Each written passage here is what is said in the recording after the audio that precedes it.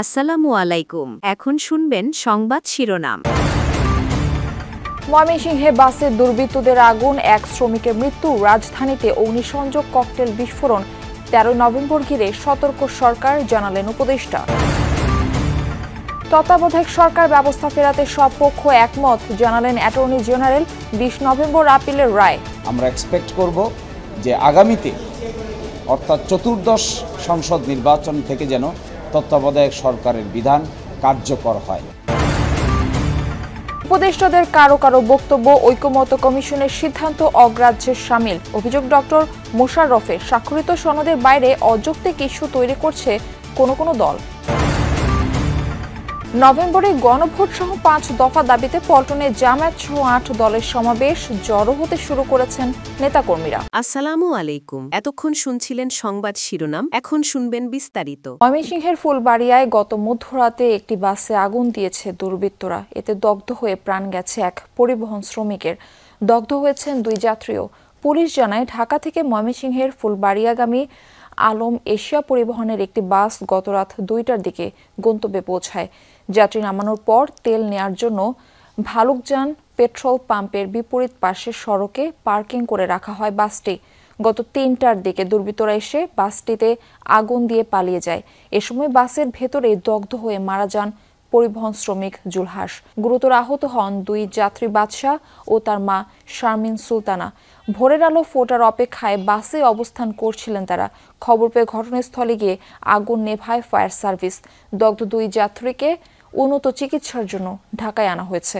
আগুন দেওয়ার কারণ অনুসন্ধান ও অপরাধীদের ধরতে কাজ করছে পুলিশ। আর জড়িতদের শনাক্তের বিষয়ে পুলিশ কি বলছে জানাবেন।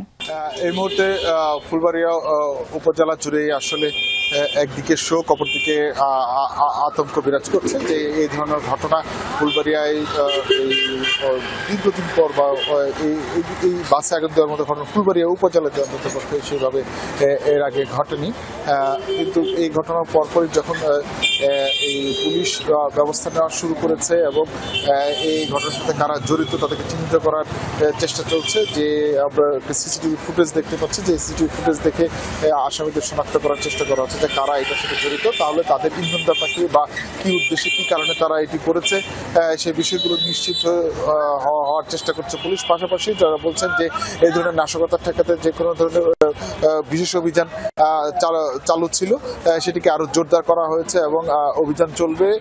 এই অপরাধীদেরকে ধরতে পুলিশ তার সর্বোচ্চ চেষ্টা করছে এবং তাদের গোয়েন্দা নজরদারি বাড়িয়েছে। নির্বাচনকালীন তত্ত্বাবধায়ক সরকার ব্যবস্থা ফেরাতে আপিলের রায় 20 নভেম্বর নির্ধারণ করেছে সুপ্রিম কোর্টের আপিল বিভাগ। এর আগে সকালে প্রধান বিচারপতি ডক্টর সৈয়দ রেফাত আহমেদের নেতৃত্বে 7 বিচারপতির পূর্ণাঙ্গ আপিল বেঞ্চে আপিলের 10ম দিনের শুনানি শুরু হয়।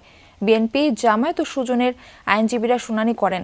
শুনানি শেষে বিএনপির আইনজীবী জয়নুল আবেদিন জানান, একতরফাভাবে সংবিধান সংশোধন করা হয়েছিল, তাই ত্রয়োদশ সংশোধনী সম্পূর্ণ বাতিল চেয়েছেন বিএনপির আইনজীবীরা। জামায়াতের আইনজীবী শিশির মনির বলেন, গণতন্ত্রের জন্য তত্ত্বাবধায়ক সরকার ব্যবস্থাই সবচেয়ে ভালো পদ্ধতি। এটি ফিরলে দেশে গণতন্ত্র আবারও ফিরে আসবে। আর সুজনের আইনজীবী শরীফ ভুইয়া বলেন, তত্ত্বাবধায়ক সরকার ফিরলে আগামী ত্রয়োদশ নির্বাচনে কার্যকর করার আইনি সুযোগ নেই। সবশেষে অ্যাটর্নি জেনারেল মোহাম্মদ আসাদুজ্জামান বলেন, তত্ত্বাবধায়ক বাতিলের রায় ছিল জাতির জন্য ক্যান্সার। এই পিটিশনের উপরে যে হিয়ারিং হয়েছে, অ্যাকর্ডিংলি তারা যথাযথভাবে শুনেছেন এবং আগামী 20 নভেম্বর জাজমেন্টের দিন ধার্য করেছেন। আমরা এক্সপেক্ট করব যে আগামীতে অর্থাৎ চতুর্দশ সংসদ নির্বাচন থেকে যেন তত্ত্বাবধায়ক সরকারের বিধান কার্যকর হয় এবং আমরা এটাও মনে করি যে গণতন্ত্রকে যদি সঠিকভাবে এস্টাবলিশ করতে হয় তাহলে ফ্রি, ফেয়ার, ক্রেডিবল নির্বাচন ছাড়া গণতন্ত্র কোনো দিনই তার প্রাতিষ্ঠানিক রূপ পায় না। আদালত যে রায়টা রিভিউ করছেন বিচারপতি খায়রুল হকের নেতৃত্বে যে রায়, সেটা বাতিল করবেন এবং সেটা বাতিল যদি করা হয় তাহলে ত্রয়োদশ সংশোধনী সংবিধানে ফিরে আসবে। স্বাক্ষরিত সনদের বাইরে কোনো দল অযৌক্তিক ও নতুন নতুন ইস্যু তৈরি করছে বলে মন্তব্য করেছেন বিএনপির স্থায়ী কমিটির সদস্য সালাউদ্দিন আহমদ। রাজধানীর গুলশানে দলের চেয়ারপারসনের কার্যালয়ে বিএনপির স্থায়ী কমিটির সংবাদ সম্মেলনে এমন মন্তব্য করেন তিনি। বলেন, রাষ্ট্রপতির অধ্যাদেশ ছাড়া আদেশ জারির কোনো সুযোগ নেই, আর সরকার আদেশ জারি করলে তা আইন হবে না বলেও জানান তিনি। এ সময় স্থায়ী কমিটির আরেক সদস্য ডক্টর খন্দকার মোশাররফ হোসেন বলেন, সরকারের উপদেষ্টাদের মধ্যে কারো কারো বক্তব্য বিভ্রান্তিকর ও ঐকমত্য কমিশনের গৃহীত সিদ্ধান্ত অগ্রাহ্য করার শামিল।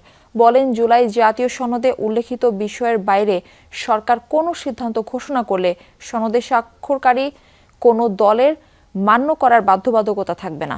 এজন্য সরকার দায়ী থাকবে বলে জানান বিএনপি নেতারা। বলেন, নির্বাচনে যারা অংশ নিতে পারছে না তারা নানাভাবে অশান্তি সৃষ্টি করছে।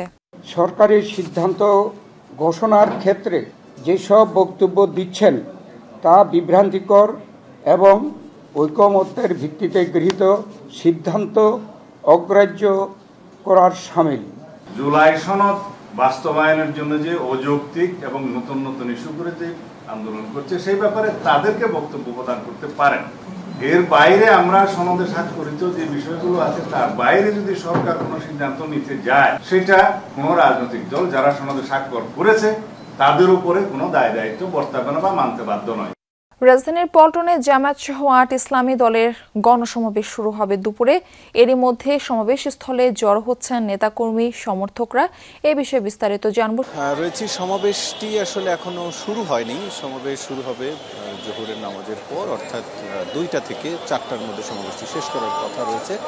এবং আপনি যেটি জানতে চাইছিলেন, আসলে হ্যাঁ, ব্যস্ততম একটি জায়গা, সেটি বলতে গেলে এই জায়গাতে পৌঁছাতেও আমাদের বেশ খানিকটা সময় লেগেছে। এবং যেই জটের পরিসর সেটি বেশ খানিকটা দূর পর্যন্ত চলে গেছে। কাকরাইলের মোড়ের আরও পেছন থেকে প্রায় মালিবাগের বা এর আশপাশের পুরো এলাকায় আসলে, যেহেতু এই সড়কটির একটি সড়ক কেবল বন্ধ করা হয়েছে, পল্টন থেকে বিজয়নগরের যে সড়কটি, সামনের দিকে যে সড়কটি, এটি কিন্তু এর প্রভাবটা আসলে আশপাশে পড়েছে। এখন পর্যন্ত সমাবেশ ওই অর্থে কানায় কানায় পূর্ণ হয়নি, কারণ তারা আসলে ঘোষণা দিয়েছে জোহরের নামাজের পর। ফলে জোহরের নামাজ শেষে হয়তো সবাই একসাথে এই সমাবেশ স্থলে প্রবেশ করবেন।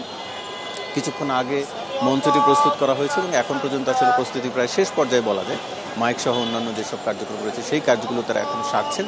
এবং 8টি দলের যে দাবি, আসলে তারা তার মধ্যে অন্যতম প্রধান যে তাদের দাবি, সেটি হচ্ছে পিআর পদ্ধতিতে নির্বাচন। সেই দাবিটিতে আসলে এই 8টি দল, অর্থাৎ জামাত ইসলামী আন্দোলন সহ সমমনা, খেলাফত মজলিস, বাংলাদেশ খেলাফত মজলিস সহ যে 8টি দলের যে দাবি, এটি আসলে বেশ কয়েকদিন বলবো না, আরও অনেক দিন ধরেই তারা করে আসছেন এবং তারা মাঠে আন্দোলনে রয়েছেন। দেশের বিভিন্ন জায়গায় তারা কর্মসূচি পালন করেছে। সেটি হচ্ছে পিআরের দাবিতে। কিন্তু এরপরে এখন তারা যেটি বেশ জোরালোভাবে দাবি জানিয়ে আসছে যে ভোটের আগে, অর্থাৎ জাতীয় নির্বাচনের আগেই যে গণভোট করা, সেটিকে তারা অন্যতম বেশ জোরে দাবিটি জানাচ্ছে। যদিও আপনি জানেন যে বিএনপি আসলে তার বিপরীত দাবিটি করছে যে কোনোভাবেই জাতীয় নির্বাচনের আগে গণভোট করা যাবে না। ফলে এই যে পরস্পর বিরোধী একটি রাজনৈতিক মাঠে অবস্থান, দুই বিপরীত রাজনৈতিক শিবিরের, সেই জায়গার অবস্থানেরই একটি আজকে জানান দেওয়া, অর্থাৎ শক্তিমত্তার প্রদর্শন কিংবা যাই বলি না কেন জনমতের প্রদর্শন, সেটির এক ধরনের জানান দেওয়ারও বিষয় দেখিয়ে থাকেন রাজনৈতিক দলগুলো।